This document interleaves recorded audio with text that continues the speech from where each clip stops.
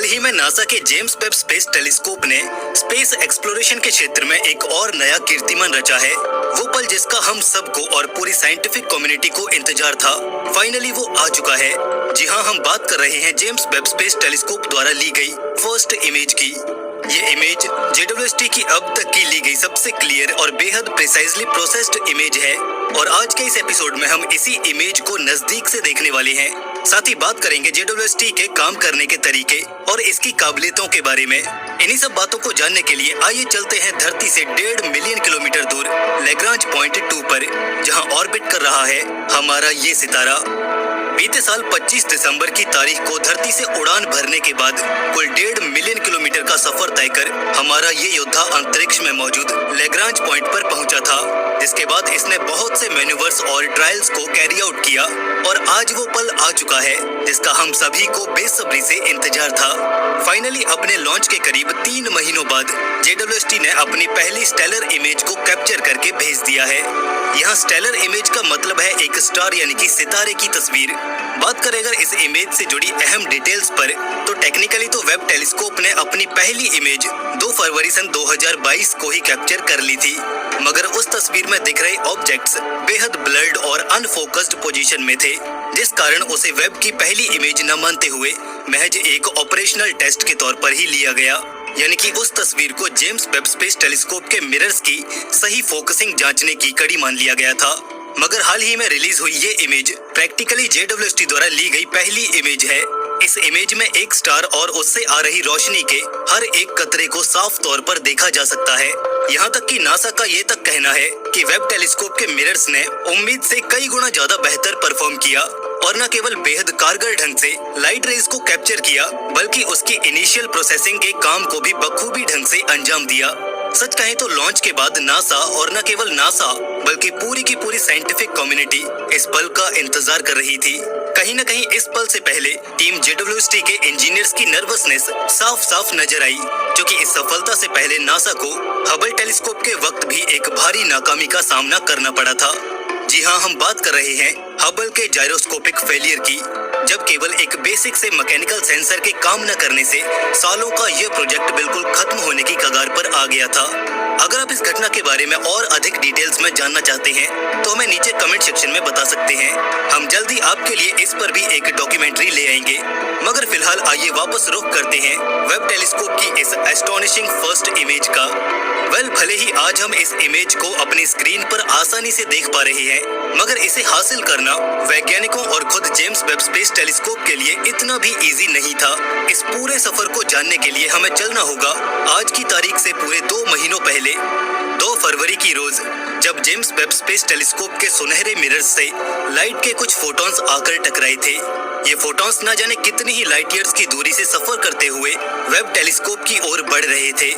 वास्तव में रोशनी की ये किरणें धरती से 2000 लाइट ईयर्स दूर मौजूद 2 मैस J15774042 + 6551277 नामी तारे से आ रही थी। इसे खोजा वेब टेलीस्कोप में ही लगे एक सेंसर NIR कैम यानी कि नियर इंफ्रारेड कैमरा ने, जो कि एक्सक्लूसिवली वेब टेलीस्कोप में मौजूद एक इंफ्रारेड सेंसिटिव डिवाइस है, जिसकी मदद से वैज्ञानिकों को स्टारलाइट के बारे में मालूम पड़ा।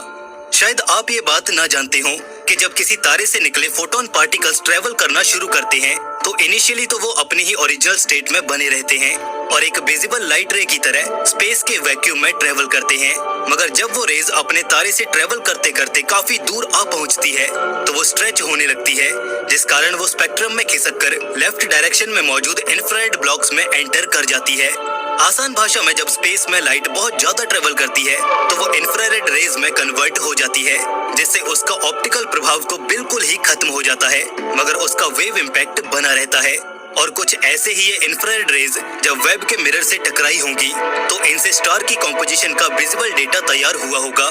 और अगर कॉम्प्लेक्सिटी से बाहर निकलकर आसान और नॉर्मल लैंग्वेज में बात करें तो जेम्स वेब स्पेस टेलीस्कोप के अपनी पोजीशन L2 लैग्रांज पॉइंट पर पहुंचते ही नासा ने अपने प्लान पर काम करना शुरू कर दिया था, जिसके अंतर्गत शुरुआती 3 महीनों में ढेरों टेस्ट इमेजेस को कैप्चर और अलाइन किया गया।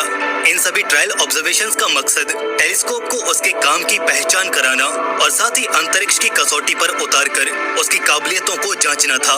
जैसे कि हमने आपको पहले बताया, इस दौरान ढेरों इमेजेस को कैप्चर और प्रोसेस किया गया और इस नेट प्रैक्टिस के बाद फाइनली वेब ने इस तारे की हाई डेफिनेशन और डिटेल्ड कलर्ड इमेज को बनाकर तैयार किया।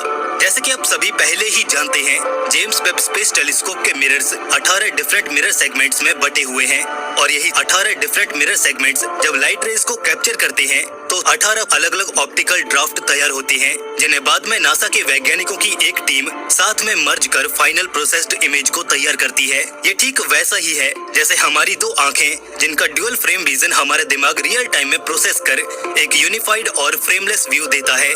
ऐसे ही इसी फंडामेंटल इंजीनियरिंग के आधार पर ये टेलीस्कोप भी काम करता है और हमारी इस इमेज को भी कुछ इसी ढंग से गैदर किए गए डेटा के मर्जर के बाद तैयार किया गया है। आइए अब जानते हैं कि आखिर जेम्स वेब स्पेस टेलीस्कोप काम कैसे करता है, किस तरह ये किसी भी स्टार या दूर दराज में बसी गैलेक्सी पर फोकस करके उसकी बेहद डिटेल्ड और हाई डेफिनेशन कॉस्मोस इमेज तैयार करता है। वेल, स्पेस इंजीनियर एक इंतहाई कॉम्प्लेक्स और पेचीदा टॉपिक है। किसी भी स्पेसक्राफ्ट के वर्किंग कैपिटल को समझने में कई महीनों तक का वक्त लग सकता है। फिर भी आइए इसे बेहद सिंप्लीफाइड ढंग से समझने की कोशिश करते हैं। फर्ज कीजिए कि आज हमें JWST की मदद से किसी 1000 लाइट ईयर्स दूर मौजूद सितारे की इमेजेस चाहिए। ऐसे में सबसे पहले हमें मैरीलैंड स्थित गोडार्ड स्पेस फ्लाइट सेंटर, जो कि जेम्स वेब स्पेस टेलीस्कोप का मिशन कंट्रोल सेंटर है, वहां से इस टेलीस्कोप को अलाइनमेंट के लिए कमांड सेंड करनी होगी, जिसके बाद वो सिग्नल्स JWST तक पहुंचेंगे, जिन्हें कुछ मिनटों में डिकोड कर वेब स्पेस टेलीस्कोप हरकत में आ जाएगा और अपने भीतर लगे थ्रस्टर्स एवं मोटर्स की मदद से अपनी पोजीशन में चेंज लाएगा। एक बार जैसे ही जेम्स वेब स्पेस टेलीस्कोप के मिरर्स उस ओर तन जाएंगे तो ये अपने भीतर लगे जायरोस्कोपिक और पोजीशन ओरिएंटेड सेंसर्स की मदद से अपनी सेम पोजीशन को कायम रखेगा, जिसके बाद शुरुआत होगी असली इमेजिंग प्रक्रिया की। इसके अंतर्गत अगर उस ऑब्जेक्ट से इंफ्रारेड रेडिएशन एमिट हो रहा होगा तो पहले JWST में लगे IR कैम्स उस रेडिएशन का फॉलोअप लेंगे, जिसके बाद सामने आई इंफ्रारेड पैटर्न के अकॉर्डिंग ये टेलीस्कोप अपने आप को और भी ज्यादा प्रिसाइजली पोजीशन कर पाएगा और फाइनली इसी मोमेंट पर फोटॉन्स और अन्य रेडिएशन को JWST के मिरर्स कैप्चर करेंगे, जिसके बाद लाइट रेज ट्रेवल करते हुए इसके सेंसर्स तक पहुंचेंगी, जहां पहुंचने के बाद वो सारा ऑप्टिकल डेटा एक्चुअल इमेजेस में कन्वर्ट होगा। जैसे कि आप जानते ही हैं कि इस टेलीस्कोप में लगे 18 डिफरेंट मिरर सेगमेंट्स अलग लाइट प्रोस्पेक्ट्स को कैप्चर करेंगे, यानी एट द सेम टाइम हमारे पास एक ही ऑब्जेक्ट के 18 फ्रेम्स या कहें कि कॉपीज मौजूद होती हैं, जिन्हें कंबाइन करने पर हमें कुछ ऐसी फाइनल इमेज हासिल होती है। 16 मार्च को जारी की गई इमेज भी कुछ इसी ढंग से ली और प्रोसेस भी की गई होगी। इनफैक्ट फिलहाल रिसर्चर्स और वैज्ञानिकों की टीम इस न्यूली कैप्चर्ड इमेज को स्टडी करने में जुटी हुई है। ऐसे में आप इस पर क्या सोचते हैं? क्या ये इमेज हमें ब्रह्मांड के नए राजों से अवगत करवाएगी या फिर महज नासा के स्पेस आर्काइव का हिस्सा बनकर रह जाएगी? दोस्तों, आप अपनी राय हमें कमेंट सेक्शन में शेयर करना ना भूलें। दोस्तों, अगर आपको ये वीडियो अच्छी लगी तो इसे लाइक और दोस्तों में शेयर करना भी बिल्कुल ना भूलें। साथ ही